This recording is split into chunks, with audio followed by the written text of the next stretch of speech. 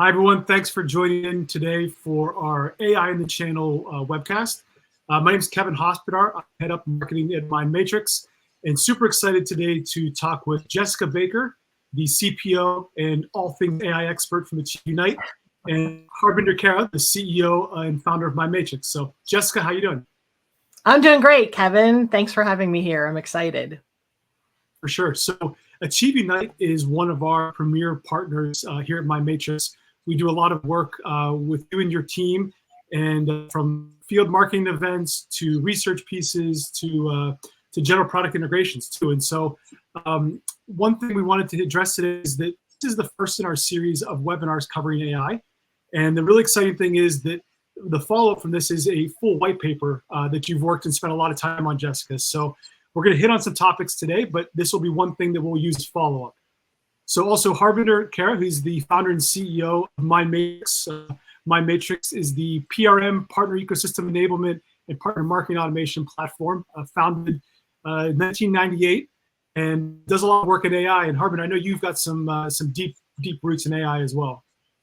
Absolutely. So thank you, Kevin, for having me on this call today. But yeah, lots of years of experience, almost 32 years of experience in AI. I would say ML and deep learning.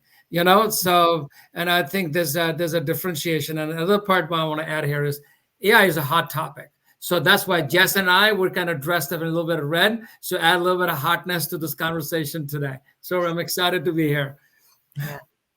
Awesome. So while we're focused mainly on AI in the channel, I think it's also a good place for us to start for maybe the two of you to kind of cover maybe the three main topics or types of AI, and then also talk about why they're important, why they're such a hot topic right now, maybe even a level set to explain to people the difference between AI. I know it's such a general, broad term, but maybe a deep dive into what AI is and why people should be excited about it. Yeah, AI has been around for many, many years, right? It's the Gen AI that everyone is aware of now. So AI, machine learning, ML, and Gen AI.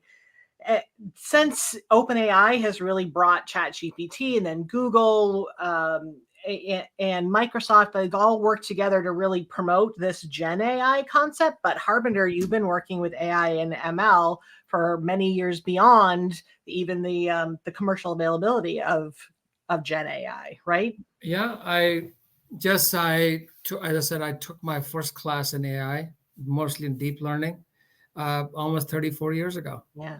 So it's been around for a while. And when you say that to people, they're kind of shocked. But, artificial intelligence has been around for a very long time, but it's just this sort of now making it available commercially or to consumers that it's sort of infiltrated everybody's conversation and everybody's consciousness over the last 2 years or so, right? When GPT first came on, they eclipsed all of the records of getting 1 million users on their platform in a matter of days, not a matter of months. And so everybody was very excited to kind of jump onto the bandwagon. And then you can't really have a discussion today where somebody doesn't bring up AI, Gen AI, or ML. I agree. I think it's the faster computing, cheaper computing has commoditized it.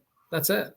And I saw another article that the token pricing of OpenAI is they're reducing it across the board. So there we go. So it's going to be a commodity. So that's the key. That what do you use? What do you do with the technology? That's the key, and that's what we're going to cover today. Yes, absolutely. It's a tool that is available to everybody. But what do you do with it? Yeah. That's the most important thing. I say to people, AI, Gen AI itself is not a strategy. Gen AI is not a strategy. It is a tool that enables or gets you closer to those goals and the strategies that you do want. It's a component of it. But if you're a vendor of a Gen AI thing, then yes, that might be your strategy. But if you're a consumer of that technology, Gen AI is very much an enablement or a piece of that overall strategy or goal that you have. It's not just a goal in and of itself. It's got to complement some sort of organizational goal so that you can understand the value that it's bringing and you understand why you're investing in it and things like that.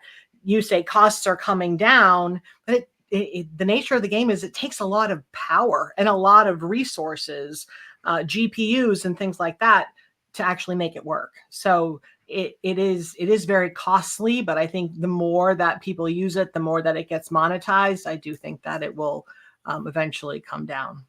Yeah. So, Kevin, before you ask a question, I want to add one thing about, as Jess pointed out, it's not a strategy, it's a tool. And I look at this technology, AI, and before we get in deeper into this, and I tell everybody, as a company, as Mindmatrix internal user of AI across the board, and I told everybody that we need to think about how we self-destruct ourselves as a company. Using this tool, think about efficiencies that we can gain in different areas of our business and pass the savings to our customer, and think about the things we do or used to do a certain way. Oh, no. We need to think about how we can do differently, and otherwise our competition will destroy us. They will destruct us. Mm-hmm. Okay? And then double down on human relations. Human touch. Oh, absolutely. Okay. Absolutely. Because that is going to be the future currency going forward. That's going to build the barrier to entry. I couldn't agree with you more, Harbinder. At AchieveUnite, we talk a lot about trust and how you build trusting relationships with people. So I describe it as, we're sort of leaving the knowledge-based era that we've been in for several decades now. Like the value that somebody would bring to an organization was often in what they had in their brain, the experiences that they had, the education that they had. But now more of those soft skills are becoming really important, because the AI, Gen AI, sort of leveled the playing field in terms of access to knowledge. Everybody, we have these computers that we carry around with us everywhere we go, so we can have the access to any kind of information that we need. But it's the things that's going to differentiate people is how we interact as humans, how we build trust, how we apply this knowledge, how creative we are with the knowledge. That's the thing that's really going to differentiate. So interpersonal relationship skills, very important. Yes, for sure. Awesome. And I think that's a great way to kind of maybe start our conversation, that level set of understanding the personal touch still needs to be there. AI is not a strategy in itself. But I know a lot of our audience and a lot of the people that that'll be watching this come from channel, come from partnerships, from alliances. Why do you think that there's a great opportunity to implement AI tools or have an AI strategy that works in conjunction with your channel strategy, partnerships, your alliances? Harbinder, I know this is something that you think about a lot. Absolutely. One of the things, if you think about AI or ML, okay, it relies on data. Okay. If you think about a channel world and think about how many people, entities are involved in this, you have alliances, partners, transactional partners, and then you have individual users, internal users, the CAMs and marketing, so many departments, so many systems. Data, there's a lot of static data, unstructured data. Yeah. There's a lot of dynamic data that is changing. How many products have you sold? How many searches you have taken? What's going on? The goods. And think about this. You have thousands and millions of these resellers and so many of data points. Information is constantly changing. We're living in the world of constant change, but the data is changing. A lot of data coming in and out.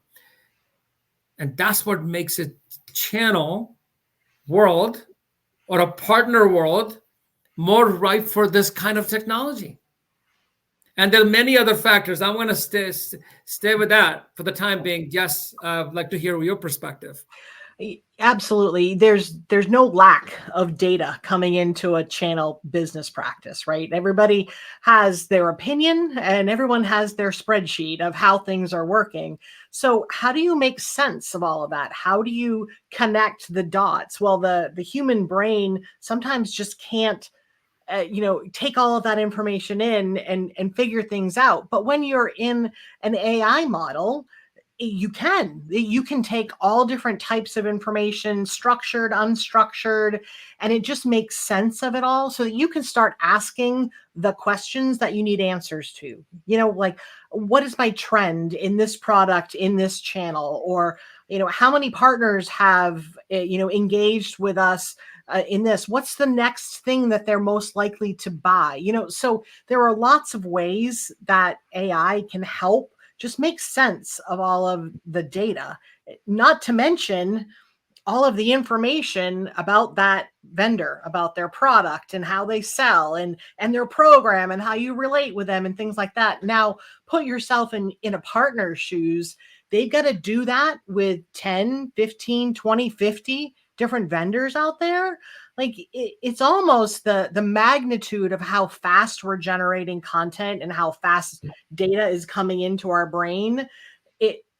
You're, as a human, you can't really take all of that in. But if you had a way to sort of have a brain, like a knowledge bank that could take all of that information in and make sense of it, and then you can ask questions that really pertain to your exact situation, now all of a sudden we've got something that's of value, right? And we're starting to understand efficiencies that can be gained from that. And what do you do with that time savings? Where do you put it? And when I think about a partner account manager, right? They have a lot of different partners that they're working with, or maybe it's just one giant one, but a lot of different people. So they have a lot that's coming into them from that side of their brain. Then they have everything coming in from their company. So how do we enable that partner account manager to serve up all of these partners? And so I think this is a ripe area, Kevin, to answer your question, because there's just so much knowledge that if we could put it into a place where it's easily accessible and hyper personalized, every single time that I, as a user, chat with a knowledge bank that has all of this information, it's specific to me. I'm not learning how you want to tell me to learn. I'm not learning about the use case that Kevin has. It's all about me. And now all of a sudden that makes it ultra valuable to me. And so it just knits these people even closer together. At AchieveUnite, we talk a lot about a strategy pyramid where that tactical things are happening at the bottom, but that strategic trust-based relationship at the top, where all that value is, that's where this is propelling us towards. And so in this vendor partner arena, using tools like Gen AI and machine learning really help us get to that end faster and in a much more productive way. Harbinder, I know one thing in MindMatrix that there's a very strong philosophy of the idea of next generation PRM and ecosystem enablement. Outside of the traditional channels where it's a one-to-many relationship and you're using AI to do things at scale, how does AI play into the new kind of way of partnering in the ecosystem landscape and the rise of ecosystems in our industry? So it's a good question. So let me, let's look at the channel world. Let's look at this PRM channel space. We talked about data. There's a lot of data. So the way we see it, number one is think about the data that belongs to the brand. Okay. The data that belongs to the partners and the data that belongs to, that's a public data that the LLM been trained on. And then there's a data that sits with the individuals consuming technology, personal data, private data. You have 4 different types of data sets. Okay. And when you start thinking, and then if you think about from a partner data, you have a transactional partners, then you have alliance partners. Now, alliance partners are bringing their data set and creating joint solutioning. There's a joint solutions are being created. Okay. Now, and the question that you asked about is that how in modern ecosystem, what is going on? There's a many-to-many communication going on. Partners, alliances coming together, create joint co-build, co-service, all the data, a lot of solution information, solution they're creating. So as a partner, how do you discover that data set? How do you find the relevant nuggets of information at scale from that data that has been presented? Now, within the confines of, one of the things we're going to talk about is the security. One of the big reasons, if you talk about why AI has not taken off in our space, in any space, we talked about enterprise AI. There's a lot of concerns about security. There's a compliance, data being leaked out in the public domain. And so governance is the key. And that's really where we have spent time in our platform, and it's dealing with the ecosystem. We have built a data layer, data model, data governance across private data, partner data. And partner data, we have many kinds of partners, influencers and alliances, and you have transactional partners, the brand data, and then you have a public data. Who has access to that data set, how the data is created, and how people are communicating, interacting with the data. That's where we spend most of our time. So we can provide the most secure way of using that data, and now taking that data set, and now you can do wonders with it. That's something we're going to talk next. Yeah, governance is a big issue. When I'm talking to clients, security always comes up. People are definitely concerned about company confidential documents being leaked. And when you're in a public setting, if you're just chatting with the public GPT, then that is the case. There are ways for you to say, but you've got to kind of get deep into your profile and click the right boxes and things like. The public isn't really doing that. They're just interacting with the model, and anything that you're loading up into a GPT is becoming part of that collective data that the knowledge is that it's being trained on, the LLM is being trained on. So in platforms like Mindmatrix and platforms like Ignite AI, you have an ability to make it a secure proposition for a company, right? And when you think about this history, because we've all been in this game for a long time, we all have the gray hair, right, Harbinder? We've been in this for a while. The cloud, when it first came on, it had the same objections. Oh, I'm never putting my company confidential. That's in a public cloud. That's just too risky. And CIOs had this big thing that they were grappling with. And I think the same thing happened with Gen AI. And everybody said, no, can't do it. But there are ways to do it where it is secure. And so you don't have that, and you don't have that risk of all of your public documents now being seen by competitors or things like that. But it is a big concern. But so was the cloud when it first came out. And now show me an enterprise that doesn't have some sort of cloud computer storage or something that they're getting, right? And I think that's where we're going with Gen AI. Like it is the future of how work is going to be done.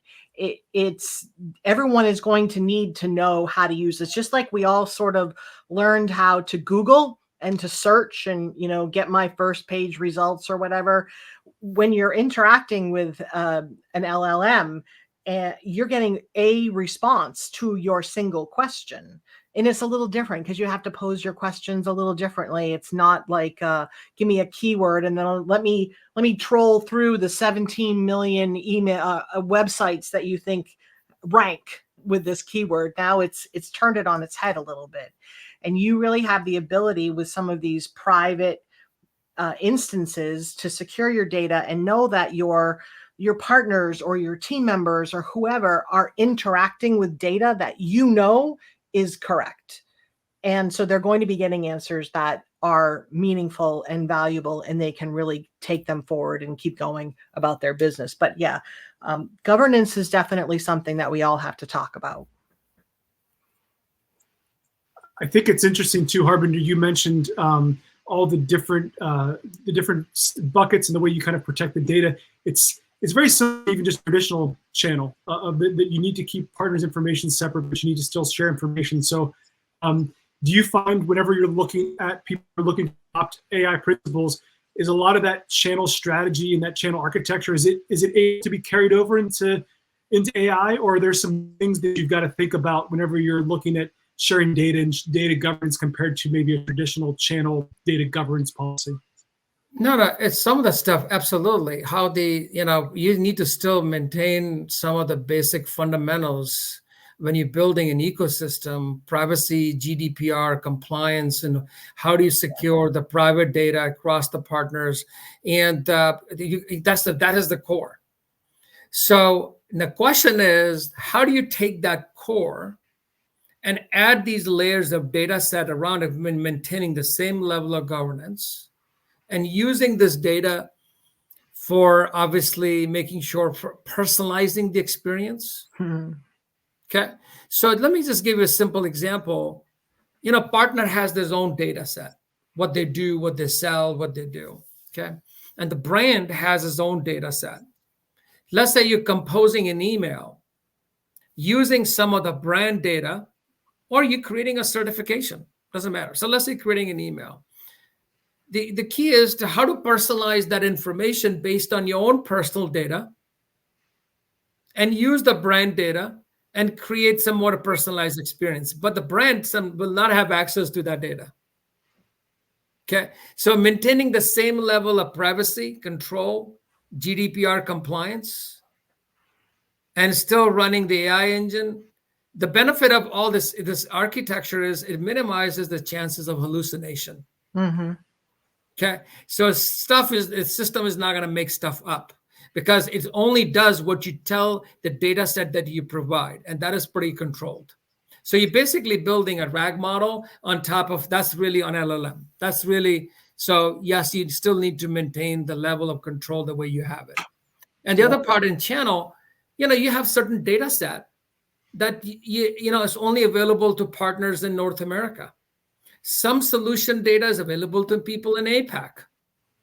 So a partner in North America wants to do something and should be able to intelligently figure that out. Well, you don't have access to a data set. Sorry, the data not found. Okay. And versus the same prompt running in APAC should be able to give you the answer.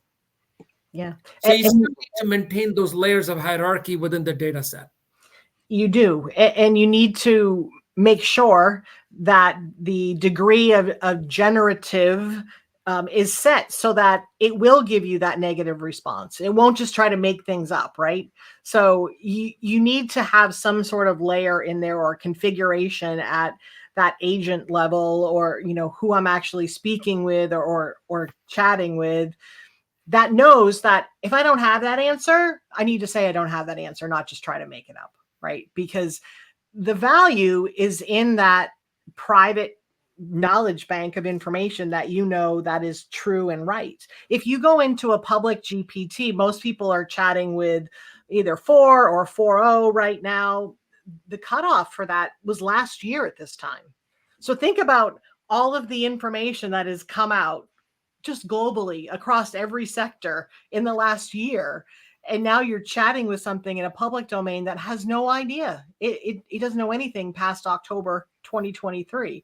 So when you're in a private space, like what we're talking about, you're not held to that. You can have the most accurate data to the day, to the hour, to the second in those knowledge bases for your team, for your partners to take advantage of, et cetera. Yeah.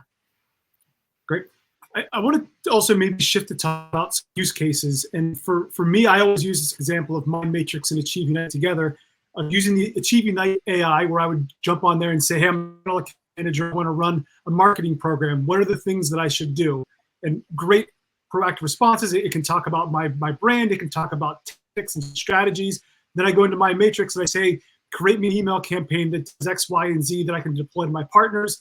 There's Gen AI that's developing image, it's localizing in languages, it's developing content, and then the partners are able to go and take it a tier lower, and they get their personal information that's in there that kind of meets all the standards. So right there, 3 levels of AI.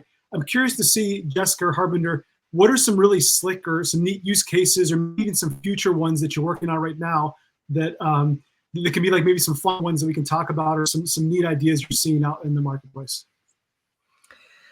Yeah, a lot of our clients are using this in a way to access the data that or the assets that they have for partners. So a lot of what we're doing is not just enabling team members inside of a company, but also extending that out to their partners, right? So think about how you want your partners to be enabled or engaged with you. You usually have some sort of a training. It's usually an LMS. It's usually a video that's so long. And if I'm a partner, I'm going to watch that video once and I'm going to take that test or whatever that you want me to so I can get the checkbox. And as adults, when we learn like that, 2 hours later, we've forgotten 50% of what we just learned, right? So how do we make sure that our partners are equipped and enabled with the information that they need at the time that they need it? So this sort of enablement layer has been really important and really valuable to have some additional value out of those elements that you've invested in. So if you go to a vendor, they've created this learning path with 5 videos and a test, and it's 2 hours long. People aren't going to sit there and consume all of it and remember it, right? So you have to be able to activate that data that's moving, has value. So the more people that are accessing it and using it when they're chatting about, hey, I need to do this. I need to have a social media campaign for the next month, or help me figure out how I answer this question or create an email with this, or how do I organize all of these thoughts into a presentation. And you mentioned a lot of these things about, then taking that and creating an email, creating a marketing campaign, translating it into Spanish, whatever it is that you need to do. We have one client right now who is a marketing person, and her target area is in the United Kingdom. So she wants everything that comes from that AI engine to be in British English, like S's and Z's and double letters and U's and all that kind of stuff, right? Because it was maddening to her to create it, and it was in English, and then she'd have to proofread it. But now we've set this up so that whenever she's chatting, all the answers that she gets are already ready for her. And I talk about an efficiency and a problem that is solved so easily by a Gen AI model. Yeah. Harbinder, what do you think?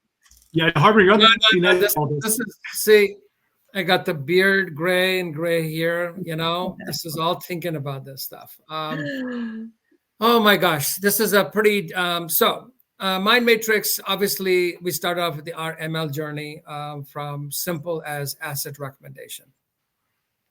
Building a simple asset recommendation engine. Training courses, recommendation engine, very simple. Use ML technology where the data set is yours, very minimal. Okay.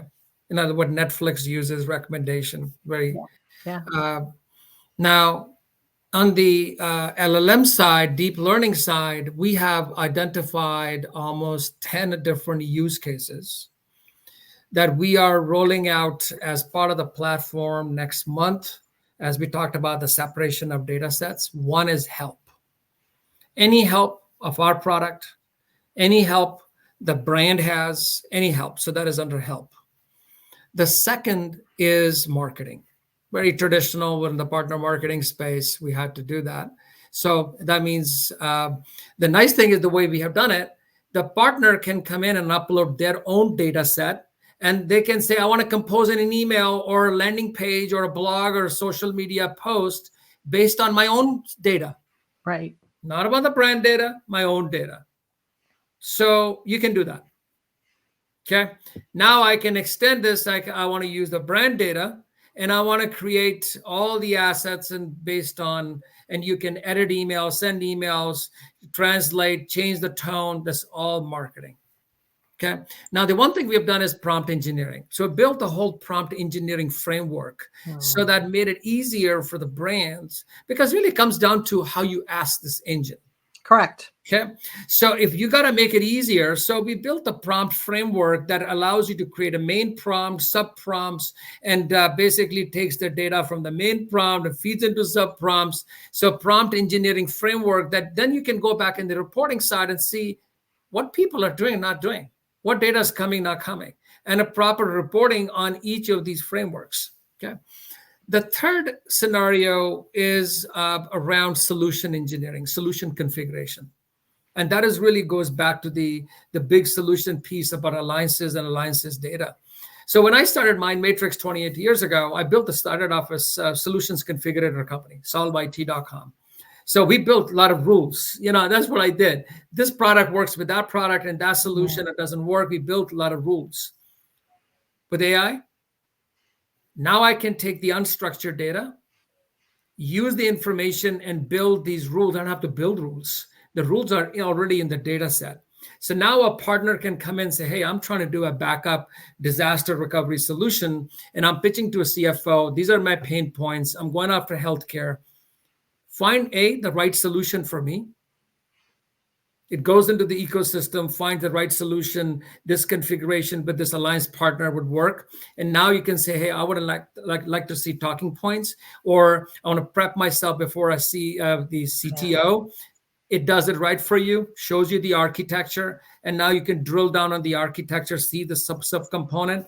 Now you can say, build a proposal for me, build a pricing sheet for me. It does it on the fly. That is what we're building. Now, okay, the other thing that we have done in the solution engineering is we're bringing the bite-sized video AI architecture into it. The short-form videos, reels, that how you can embed the reels in the solutions. And this is all AI powered. The nice thing is these videos, it learns that what you're watching, what you're not watching on YouTube, but actually presents you the right info. It trains you on a solution. Now it provides the quiz. The interesting thing is with ML, I can look at all the video you watched, all the transcribed data, and I can build an automated quiz and connect to a CTA, and I can pop that to you. Okay, all on the fly. You don't have to build this quiz or cert. It is done on the fly. If you pass it, then only unless you watch the other reel. Otherwise, they go back and watch the first one. Okay, all the stuff fully automated. Now, that is on the solutioning side.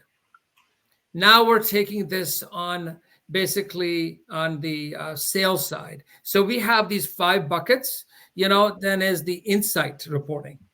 Now, insight is the CAM-PAMs can actually look at we have a lot of data about the partners, what they're selling, the deal reg, opportunity info. We have a lot of the data. And we also have data that is very structured, that is in the database. And then you have a lot of data that is unstructured about the partner in an unstructured world.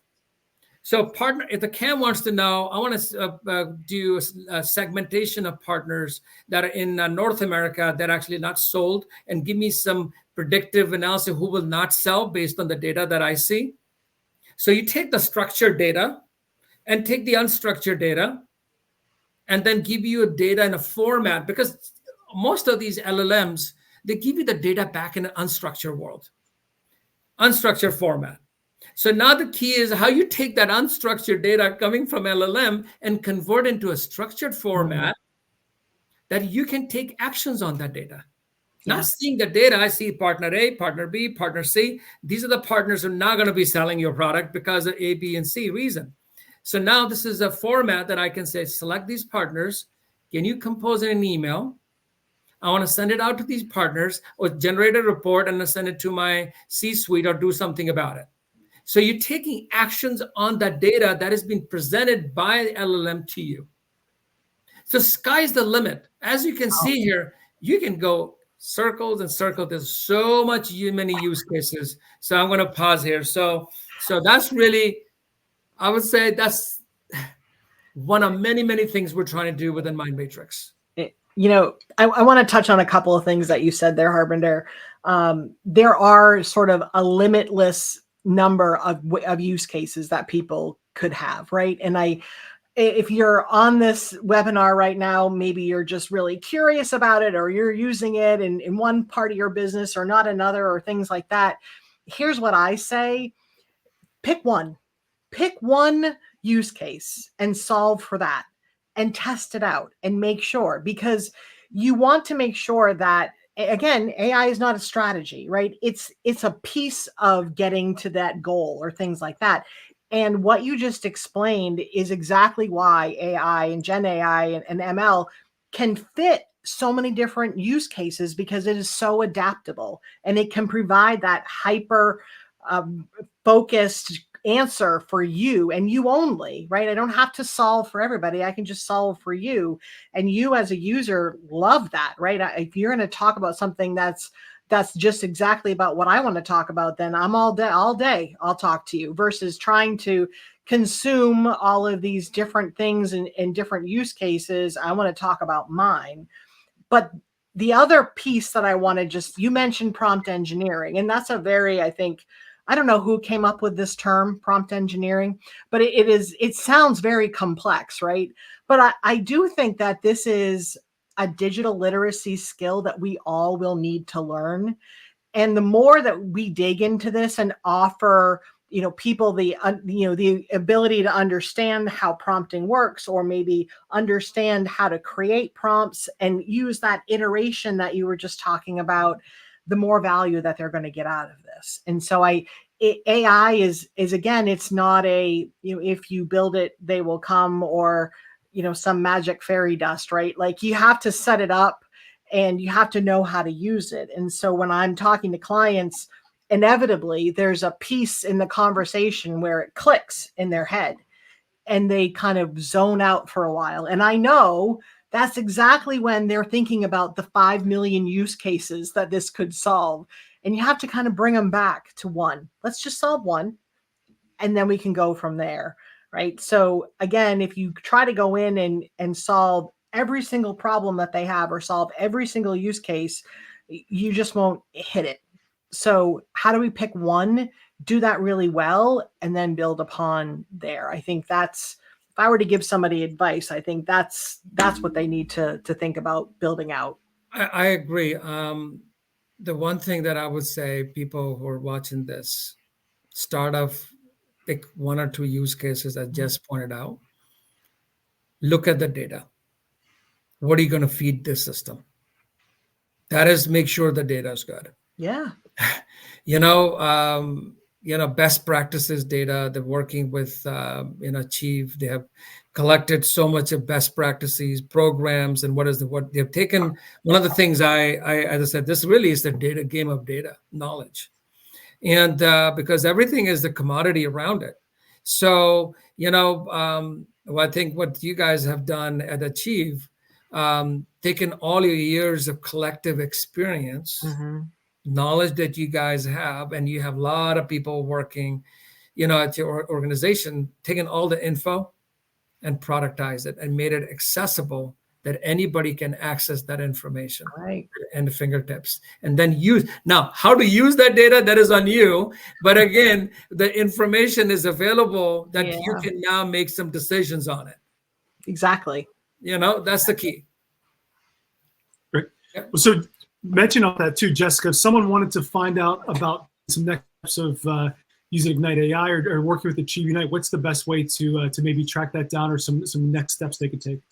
Yeah, definitely. We've got a big section on our website, which is AchieveUnite.com, to go in and learn there. But if you have any questions, feel free to reach out to me. You can find me on LinkedIn, or you can email me directly, jessica@AchieveUnite.com.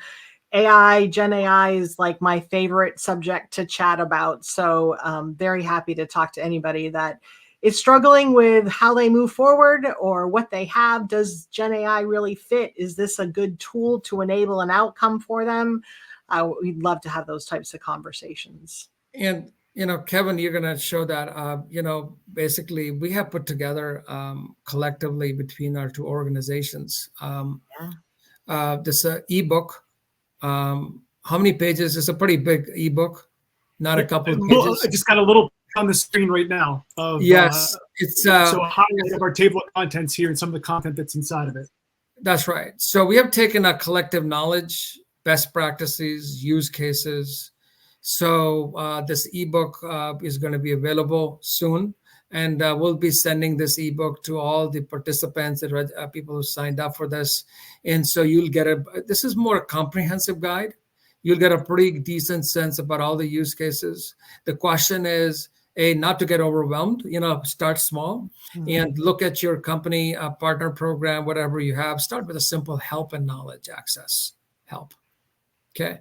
Start adding layers on marketing, or, start with a basic, where people come to you for questions all the time. Say, hey, I'm sick and tired of answering those questions, same over and over again.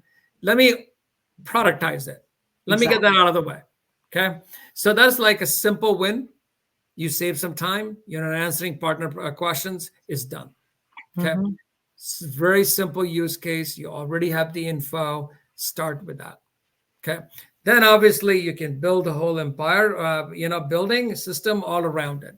So that's really, would be my recommendation. Jess. Yeah, I'm really excited about our ebook to come out. I put a lot of thought into this to helping people do that step by step, what you just kind of articulated there. Like, how do we find one thing? How do we implement it? What do we need to consider? Governance, security, like all of these different things.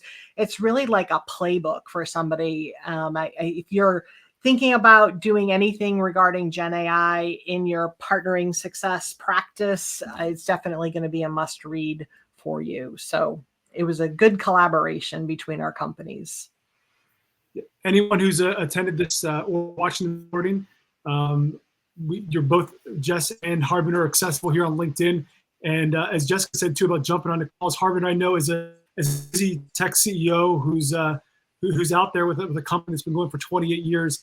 I see you every day. You're on calls with clients. You're helping to figure these things out. I think you both are very, very accessible with an endless amount of knowledge around this. So very exciting. Thanks for sharing all this. So yeah, be on the lookout for this great new ebook we've got coming out. And then also next week, the three of us will be together at the Next Gen Partnering Summit that AchieveUnite hosts outside of Washington, D.C., talking a lot about AI. I know you're both on panels talking about that as well.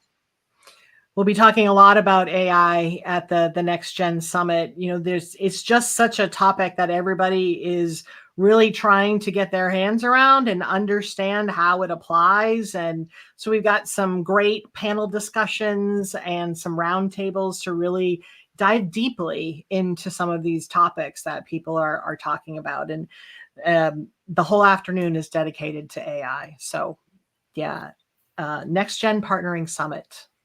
If you're not signed up, it's not too late. So one comment I have is, like, people who are watching this, if you guys have any business problem you guys are thinking of, as I said, I've spent so many years thinking about it. And again, so we're using it in many different areas. You have a problem you're trying to solve, reach out to Jess and I. Yeah. Either we can solve it or somebody else we know can solve it, or we'll tell you what is the best way of solving that.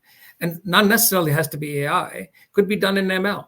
I'm just saying, this is like a very different technologies, a different way of doing it, but we can point to somebody who can do it. And so, there's so many things. Think about Gen AI. It's a summarization engine. There's a lot of data. You can send it. It helps you summarize it. Summarize, and then you can define the summarization in any format. Okay, so that's what it does. Looks at the data and thinks, and as a human being can summarize it. That's what it allows you to do. So faster than you could ever do it yourself. So that's it. That's really what helps you do. Yeah, it's a very powerful tool. It's a very powerful tool, and it can bring a lot of value, solving a lot of different use cases. So definitely reach out. Like I said, we've got an ebook coming. There's more of these webinars coming. We're always at events and shows and all these things talking about this. So both of you, thank you very much for the time. I know that this is front and center, both of you every day, and I appreciate taking the time to have the conversation. Thank you. Thanks, Kevin. Thank you, Kevin. Bye-bye.